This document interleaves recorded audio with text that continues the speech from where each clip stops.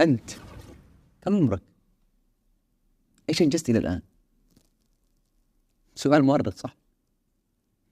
لاحظوا معي عند انتهاء العام يشاركنا البعض قوائم الإنجاز، درجة علمية معينة، دورات أو شهائد، قائمة كتب قرأها، نجاح تجاري، يعني الأعمال والأمور التي رأى أنه أنجزها فكافأ نفسه بالإشادة.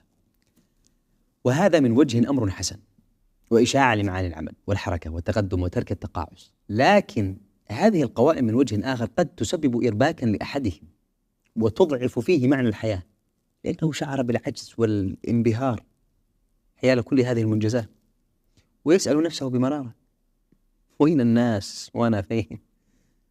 لأنه فهم الإنجاز ربما بطريقة قد لا تكون صحيحة.